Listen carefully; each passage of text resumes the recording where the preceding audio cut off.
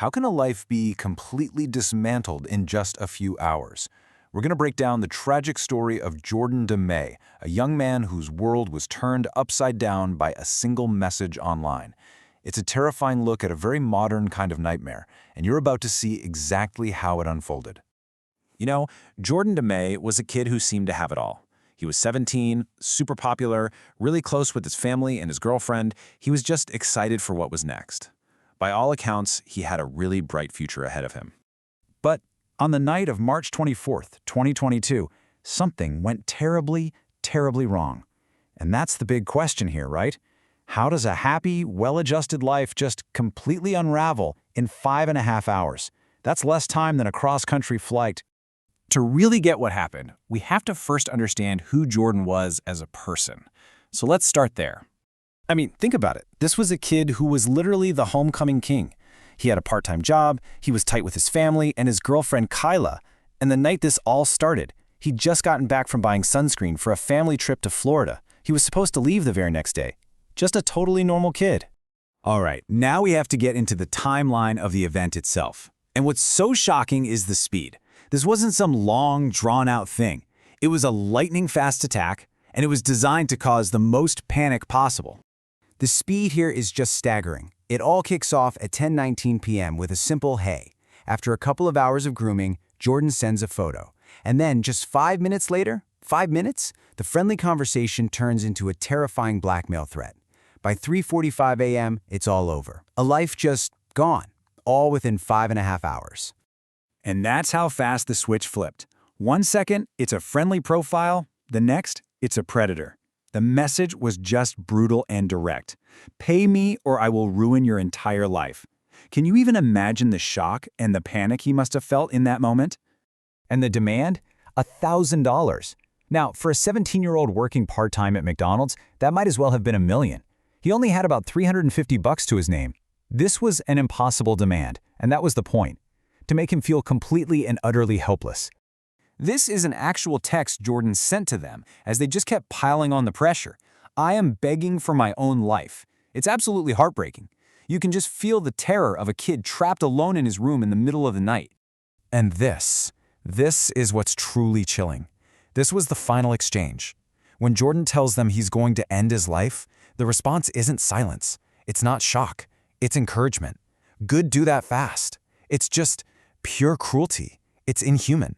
And it was the final push.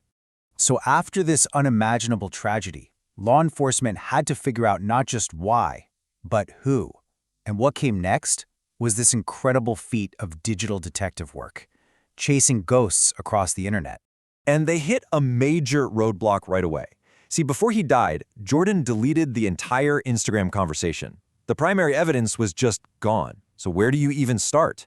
Well, they went straight to Meta, Instagram's parent company. They filed an emergency request explaining that a teenager was dead and that other kids were probably in danger. And Meta's initial response? They rejected it. They said it didn't rise to the level of an emergency, a huge setback when every second counted. But the detectives did not give up. They went and got a search warrant. And what Meta sent back blew the case wide open. A 700-page report. It had everything. The scammer's chats with Jordan and with dozens of other victims too. And those 700 pages held all the digital breadcrumbs they needed. IP addresses pointed straight to Lagos, Nigeria. Get this, their own Google searches showed them looking up Michigan suicide right after it happened. The police even found the copy and paste blackmail script they used on everyone and a target list of over 100 other teenage boys. So, with the suspects finally identified, this case went global. What started in a teenager's bedroom in Michigan turned into an international manhunt that stretched all the way to West Africa.